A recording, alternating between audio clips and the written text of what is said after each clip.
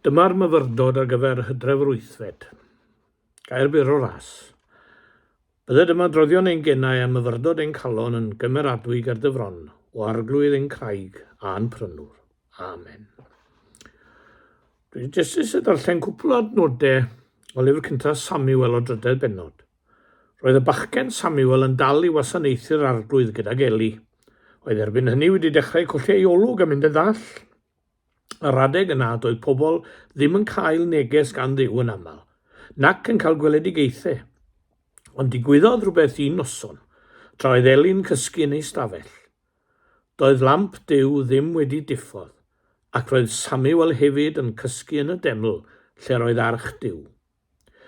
Nawr, mae'r testun yn dod o'r fan yna, ac o'r adnod, drydedd adnod yna, cyn i lamp Duw ddiffoddi. Cyn i lamp Duw ddiffoddi. Doedd lamp Duw ddim wedi diffodd. Ceir hanes yma am wraig yn rhoddi addewid i Dduw. Hanna, yn addunedi os cae fab y rhoddai ef i wasanaethu'r arglwydd holl dyddiau ei einioes.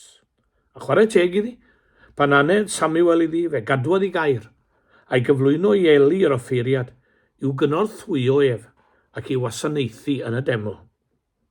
Hollol wahanol yw wraig yma ydy dynion yn aml.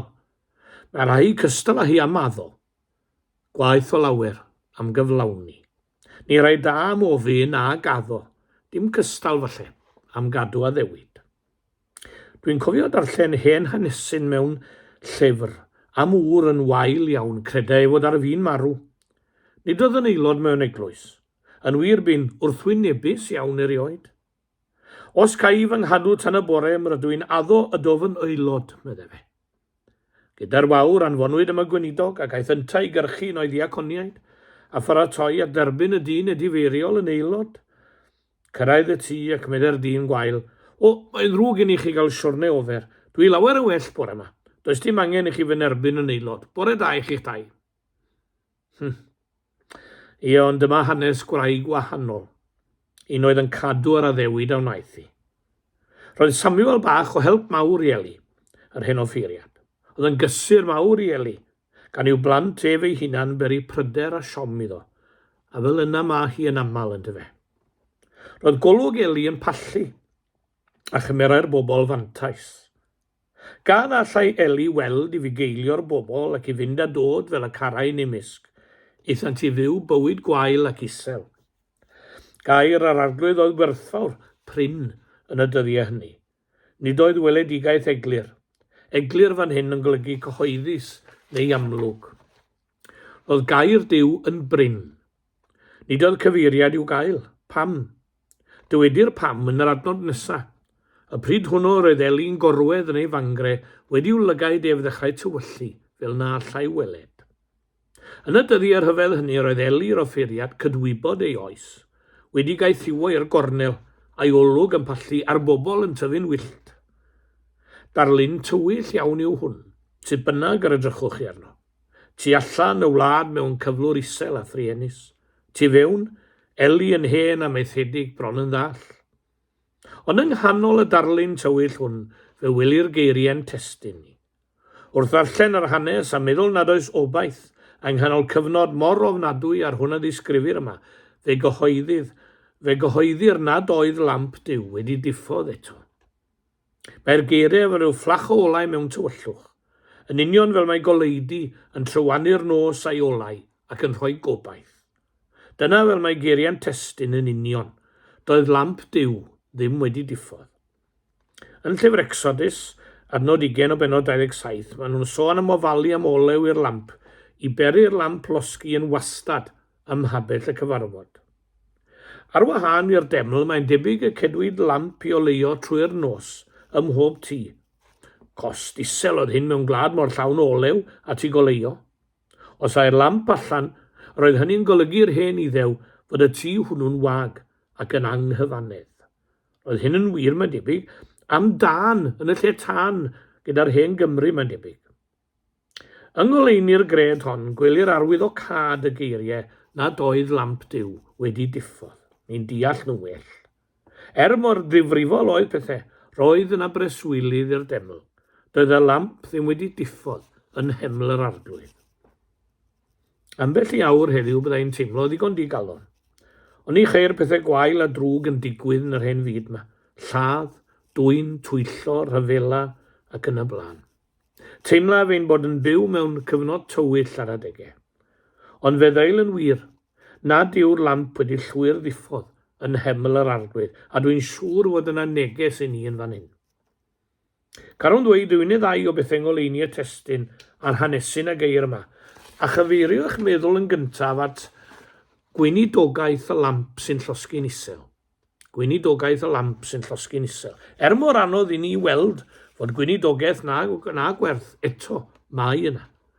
Mae'n rhaid iddi fynd yn bir dywyll ar ambell un, cyn y mae'n barod i wrando. Ac os mae'n y tywyllwch yn unig mae am wrando, wel diolch am dywyllwch felly. Ni gyd yn dipyn o foes pan mae'n ganol dydd gole, ond ni chaiff neb weid dim wrtho ni. Ond mae'n wahanol yn y wyllwch y nos. Weithiau rhaid iddi fynd yn dywyll arno ni cyn y gwrandawn ni. Rhaid iddi fod yn ddrwg i ddod yn well. Mae yna weinidogaeth i'r tywyllwch i'r lamp o'n llosgi'n isel. Dwi wedi sôn o'r blaen am ymgais un teulu a gweinidog i gael un bachgen i ddod i'r capel. Ymgais onest gan y teulu, bachgen da, byw bywyd da, ond loes i'w calon o yna 2 gapel bydd. By'r gweinidog yn rhesymu, yn apelio, yn cydymdeimlo ac yn y blaen, ofer oedd y cyfan oll. Bu farw I fam. Ac ni ofynodd neb iddo, ond mi ddechreuodd ddod. Lle methodd gorau dyn fel lwyddodd yr anisgwyl. Bu rhaid i'r lamp losgi'n isel iawn yn ei fywyd cyn y gwelodd. Does mawr neb yn rhy hoff o weld y geia'n dod. Winter, the last and coldest of the 4 seasons, medden nhw. Ffridd a ffrwd mewn cloion llonydd dan y lloer. Tymor y gwynt, yr oerni, y glaw, y rhew, yr eira, y ceia a'r coed yn farw a thawel, dim blodyn na bywyd. Y ceia'n wag a'r anifeiliaid dan do. Ond fydd yna ddim gwanwyn heb i'r geia falu a ffuro'r ddeiar. Mae swydd arbennig i'r geia. Mae'n debyg na fydd lamp erioed yn is yn hanes Cristnogaeth, nag yn ystod dyddiau olaf Iesu Grist yn y cnawd. 12 o ddisgyblion oedd yna, ond yn ystod y dyddiau yma torwyd hwy I 11. Siom fawr oedd gweld un o'r 12 yn fradwr. Dal yr Iesu, y treial o flaen Peilat, y ddedfryd, y croeshoelio erchyll, y marw, claddu'r Iesu. Nid yw'n rhyfedd iddynt gloi I hunain yn yr oruwch ystafell honno. A Thomas yn aros adre wrth gwrs, a hanes y 2 drist ar y ffordd I emais. Mae'n hawdd deall ei hiselder, cyfnod tywyll, roedd y lamp wedi llosgi'n isel iawn. A dod yn nes adref i'n dyddiau ni, fi'n gweld i'n debyg iawn heddiw, go dywyll yw I. Mae'r lamp ar yr allor yn llosgi'n bir isel yn diwy. Mae wedi hen basio prynhawn arno fel eglwysi yn y Gymru gyfoes. Mae'n gyda'r nos, mae'n hwyr iawn, yn dywyll, a ninnau heb ole. A dyna beth digalon yw bod heb ole, dwi. Cofio dydy'r tŷ cyn hyn yn hwyr y nos, dim trydan falle, ymbalfalu'n y tywyllwch, baglu, bistachu mlaen, dim gole. Roedd hi'n driennus arnaf. Ond dyna drychineb yw gweld eglwys Iesu Grist yn ymbalfalu ac yn baglu mynd yn ei blaen am fod y lamp wedi llosgi mor isel gennym. Ni sydd fod I ofalu amdani. Dwi'n ein gweld yn debyg ein cyflwr i'r 11. Gobeithio bod y gweddill o'i stori nhw yn wir amdano ni, sef gobaith y Pentecost. A mae hyn yn farwain at y beth arall dwi am ddweud. Yr ail beth sef fod Duw yn gofalu na daeth y lamp allan. Cyn I lamp Duw ddiffoddi yn hemel yr arglwydd, galwodd yr arglwydd ar Samiwel. A dyna fe, yn yr adnod yna, Duw byth yn gadael cyfnod heb dist iddo fe. Byth yn gadael cyfnod heb o ganddo fe rhywun I droi y lamp I fyny. Mae'n adnod sy'n rhoi hi'n oll yn llyfr Eseia, yn penod 66 adnod 8, pan glyfychwyd Seion, yr esgorodd hefyd ar ei meibion. Hynny yw pan mae'n edrych salaf, pan mae'r byd yn chwerthu'n fwyaf am ei ffenni, pan mae dynion yn anobeithio amdani, mae hon yn geni meibion. O'r newydd, meibion sydd yn dod I ofalu am y lamp. Rhowch hyn i'r test, meddai rhywun, i ni gael gweld os yw e'n wir. A yw Duw yn gofalu? Ydy, ond nid fel y disgwyliwn ni yn aml y gwnaeth e. Aifft a'i gorthrwm, diw'n trefnu baban mewn cawell. Ein stori ni heddiw, bachgen bach oedd yn glanhau y deml yma. Cyfnod gwael isel gofalu bod na ryw fugail o'r enw Amos ar fryniau Tecoa. Gorthrwm trefu'r Rhufain ac Israel yn gweddio, a Duw yn trefnu fod yna faban bach i wenu yn y preseb. Does na'r un cyfnod dwi'n ei mynd, na falodd am rhywun i droi y lamp i fyny nôl. Mae'n dywyll heddiw, ac os nad ydym am gydnabod hynny i ni'n byw mewn paradwys ffŵl, ond nid yw'r lamp wedi diffodd yn llwyr. Yr awr dywyllaf, medda'r hen air.